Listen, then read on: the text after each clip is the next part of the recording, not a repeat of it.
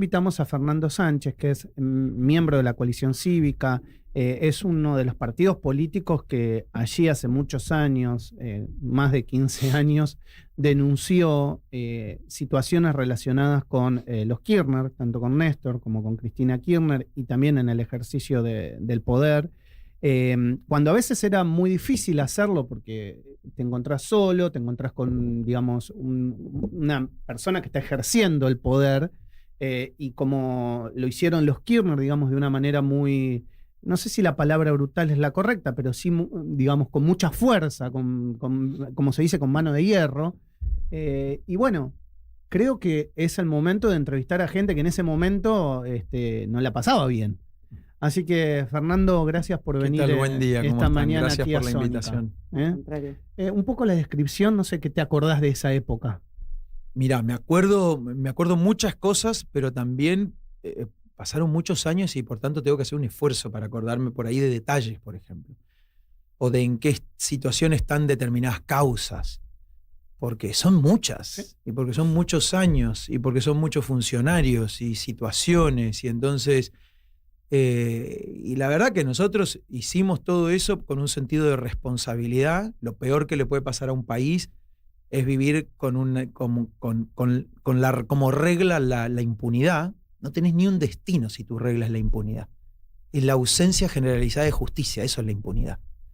Porque no es que uno zafó, pero el resto... No, la impunidad es cuando nadie paga casi ningún precio por violar la ley.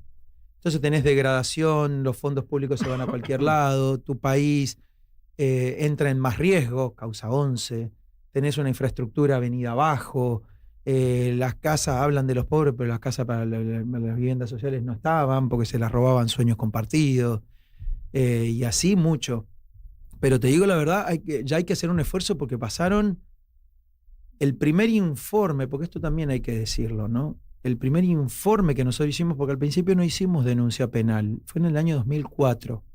¿Qué había sido por esta causa o por Skanka? Porque yo me acuerdo que también ustedes denunciaron Skanka. Skanka había sido un escándalo que había saltado por las facturas truchas que lo había identificado la FIP. La FIP en principio. Mirá de lo que hablamos. Estaba Abad, era el titular de la FIP, de Néstor Kirchner, ¿no? Después volvió a ser titular de la FIP.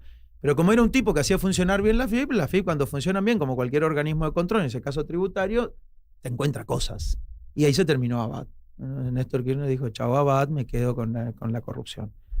Pero volviendo a lo que nosotros habíamos hecho, nosotros lo que estábamos haciendo era una descripción de cómo, sobre todo Néstor Kirchner y un conjunto de funcionarios, habían exportado y magnificado lo que era el modelo de Santa Cruz a la nación.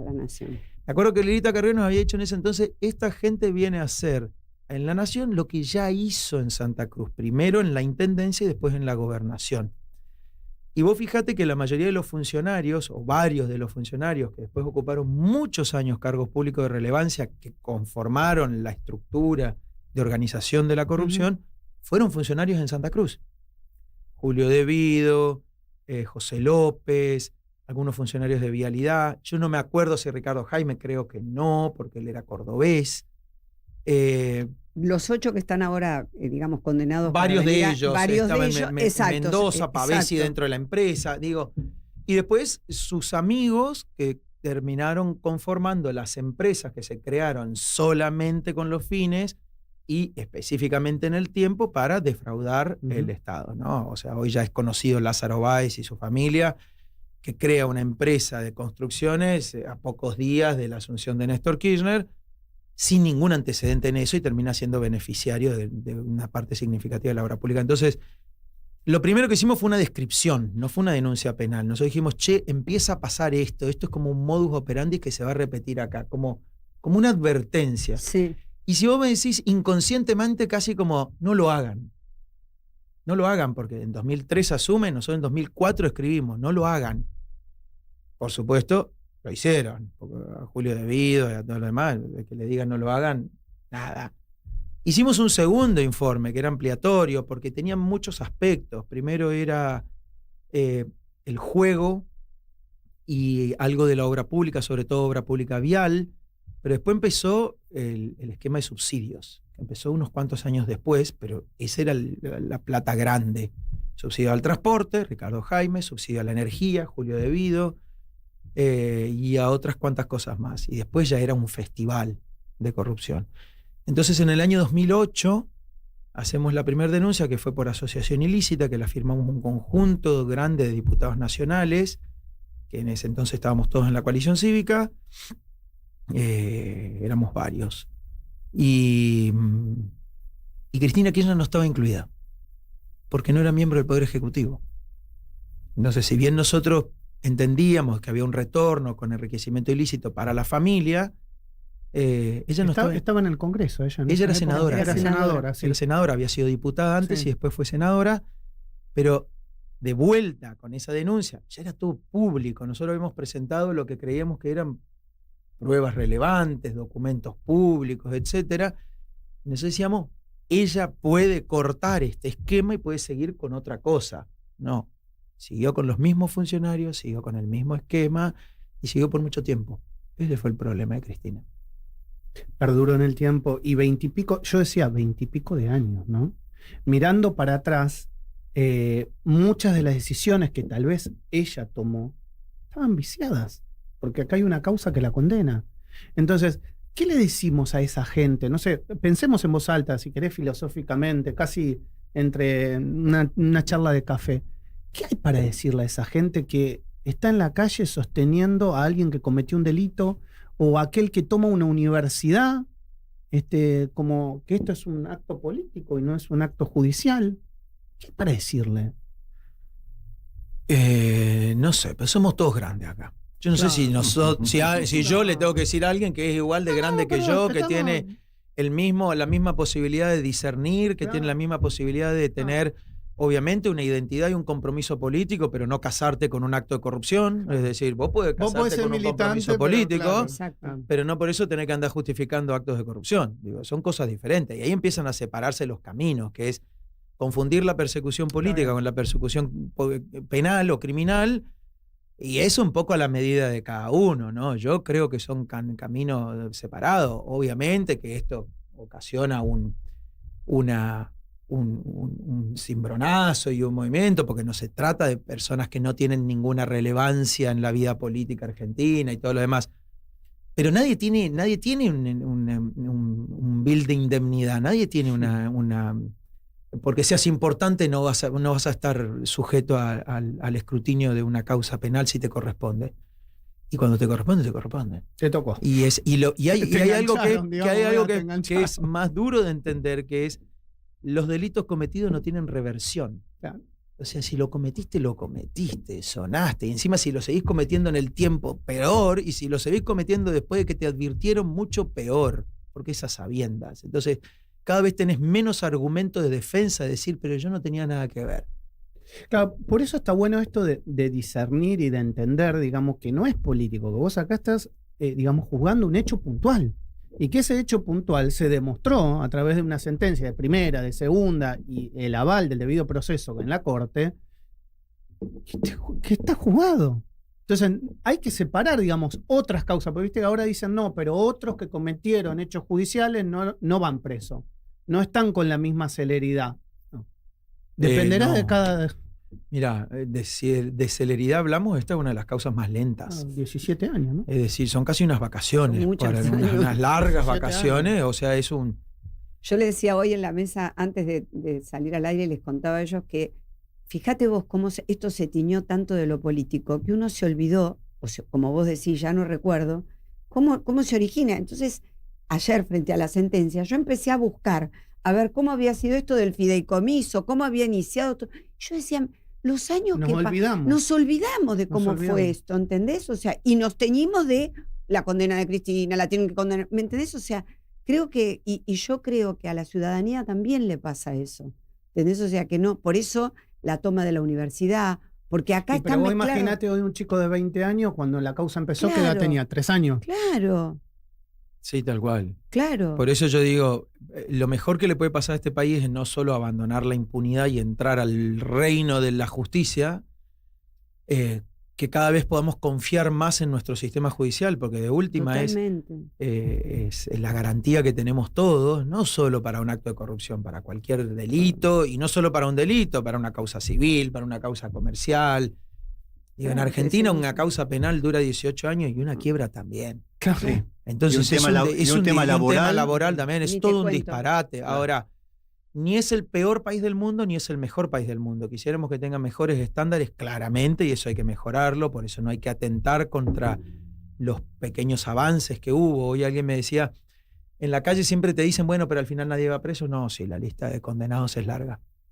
La lista de condenados es larga, la cárcel es fea. 4 años de prisión o 6 años de prisión es muchísimo tiempo, es horrendo. Así que mi consejo es, no lo hagan. Pórtate bien. Pórtate bien. Claro. Tal cual, tal cual. Sí. La coalición cívica frente a esto, ¿qué dice? ¿Qué le dice a la sociedad? No sé, a mí me parece que hay que alejarse de 2 puntos, creo yo, que no son buenos. Uno es el revanchismo político, justamente si esto no tiene que ver con lo político y tiene que ver con una evaluación de responsabilidad penal, aunque fuese hecha sobre actores políticos, no tiene nada que ver con la competencia política, con la calidad democrática. El peronismo va a tener candidatos, va a competir, no sé quién va a ganar, no sé con qué argumentos. Lo que digo es, esto no tiene nada que ver con eso otro. Cambia el eje político, nada más, o sea, digamos, pero va a haber otro. Si no hay una proscripción en un partido, claro, esto es una sentencia a una persona. Y hay que decirlo, en Argentina hubo proscripción. Claro. Eso sí hay que decirlo. En Argentina hubo proscripción y en Argentina también hubo persecución de los que no eran, de los que después fueron proscriptos. Entonces digo, la Argentina se tiene que alejar de ese tipo de prácticas. Por suerte hoy yo creo que no hay ese tipo de prácticas. Uno puede ir a elecciones y nos podemos disputar todos la confianza de la sociedad, si vos querés, y te puede ir mejor o peor, pero no tiene nada que ver con esto. Y lo que sí hay que hacer es, una vez que la justicia hace su trabajo, para mí el ensañamiento es la otra cosa que hay que evitar. Ya está. Te condenaron, tuviste todas las instancias que tenía que haber. Digo, ayer, ¿qué me pasó a mí? ¿Qué es lo que yo sentía? Es, ay, cómo me gustaría tener expresidentes o presidentas de izquierda o de derecha, como en Uruguay o en Chile, que se van y son consejeros de la ONU. Exacto. El otro es consejero de su partido político, la otra es no sé qué, y cuando se mueren les hacen un homenaje. Claro. Sí. Yo a mí no me parece para nada bueno que tengamos ese nivel. Por supuesto no son todos iguales los expresidentes tampoco, hay que decirlo. No. Ni los exministros, ni los exgobernadores, no son todos iguales. Pero digo, nos está pasando esto en Argentina. Sí, claro. Y lo único que no podemos hacer es justificar. Y ya está. Y somos gente grande. Es cierto. Fíjate que hasta nos pasa algo que no terminamos de confiar en un fallo de la Corte y ya está claro, el periodismo ya hablando de los organismos internacionales. Claro. ¿Entendés? O sea, como si realmente este fallo... A ver, y hoy ya a la mañana los portales decían, bueno, pero independientemente de que apele a los organismos internacionales, la condena no tiene efecto suspensivo. ¿Viste? O sea, es una cosa que vos decís, bueno... Sí. Ahora, mirá vos cómo se da en tono a lo que vos decís, comparativamente con algún otro país, y vos, sin dar nombres, dijiste, Uruguay asume un presidente y están todos los expresidentes juntos.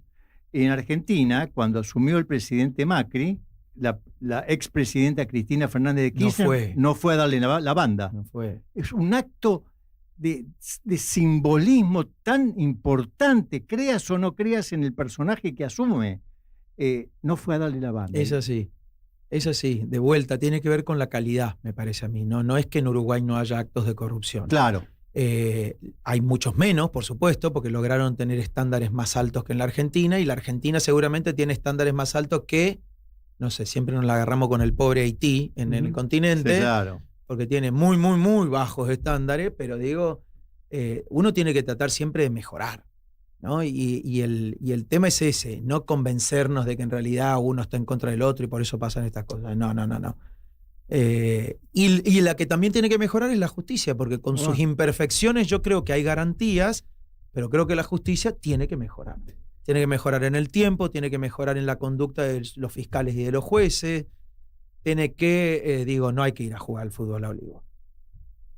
No hay que ir a jugar fútbol, digo. Hay algo que se llama el decoro, que se llama la distancia con el poder político. La independencia es mucho, es en el sentido del proceso, es en el sentido por supuesto, de la honestidad con la que uno hace el trabajo judicial. Yo no soy judicial, pero ahí están quienes lo tienen que hacer. Y siempre digo que en un país donde los ciudadanos confían en su poder judicial, casi ni le conocen los nombres a los jueces. Tal cual. Claro. Ni le conocen los nombres a los jueces. No son Claro. polémicas las cosas. Es un juez te falló en contra y sonaste, chao. Y no le sabe ni el nombre. Están abocadas a Ahora, derecho, por el supuesto. acto de ayer de los integrantes de la Corte fue valioso. Sí te digo por qué. Porque cuando nos preguntaban, pero ¿cuándo puede salir esto? No hay nunca tiempo oportuno. Claro. Claro. ¿Cuándo es el tiempo oportuno? Después de la elección, cuando No. alguien ya tiene el cargo ganado, entonces ganaste el cargo y entonces te vienen a quitar de un cargo ganado democráticamente. Previo al acto electoral, entonces es la proscripción para que no ganes nada. Claro. Entonces, ¿cuándo es el tiempo oportuno? 18 años después no hay tiempo oportuno. Claro. Entonces nunca es el tiempo oportuno para una condena con pruebas y Claro. proceso, debido proceso, digo. Entonces, y si nos olvidamos por un minuto de lo de ayer, que es muy difícil, son muchas las causas, son muchas las personas condenadas en circunstancias diferentes.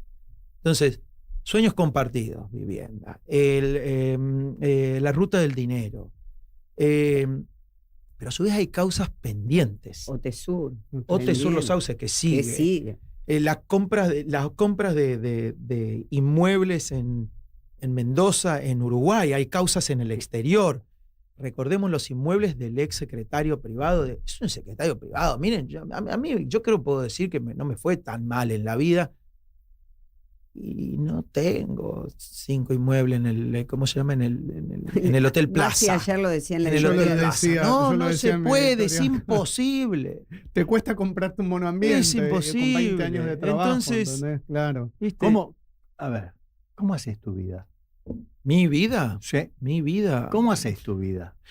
No sé, me levanto, vengo a trabajo, después me junto con mis amigos, después hago algo Claro. de actividad física, después no sé qué, algún día tengo problemas, otro día estoy muy contento y me vuelvo a mi casa. He pasado por gobiernos, he pasado por cargos de responsabilidad pública, legislativos, he tenido la oportunidad de ganar elecciones, de perderlas contra el kirchnerismo, contra otros, y se termina. Te diría que haciendo política también se creo que puede la tener una vida pregunta- normal. normal. Creo que la pregunta de él va, te acostás y apoyás la cabeza en la almohada tranquilo. Tranquilo. Ah, no, sí, claramente, pero sí hay que decir algo. Los gobiernos, el poder, que yo creo que tuve poco poder, pero he estado en ámbitos donde había poder, porque la Casa de Gobierno es un ámbito donde hay poder. Siempre es transitorio, pero en ese momento ahí se resuelven muchas cosas y qué sé yo. Son lugares de mucha tensión, Hay quienes la quieren hacer bien, hay quienes la quieren hacer mal. Y yo siempre me ponía de los que la querían hacer bien, porque yo quería que mi país mejore. Y siempre encontrás un montón de aliados para eso. El gran problema tenés cuando en un gobierno no encontrás ningún aliado para hacer las cosas bien. Claro. Ese es el problema. Por eso las respuestas frente a los actos de corrupción o esas tensiones se resuelven muy diferente entre un gobierno y otro. Perfecto. Y aclaro algo. La corrupción no es patrimonio exclusivo de ningún partido político. Está claro. Y eso creo que es una alerta y una atención para todos los Para que- todo el mundo, los- para el para pasado, todos. para el presente, Para el segundo, el poder es efímero y la impunidad se terminó hace rato. Fernando Sánchez, gracias por venir al No, streaming muchas de gracias Sónica. a ustedes. Siempre un Gracias. placer recibirte.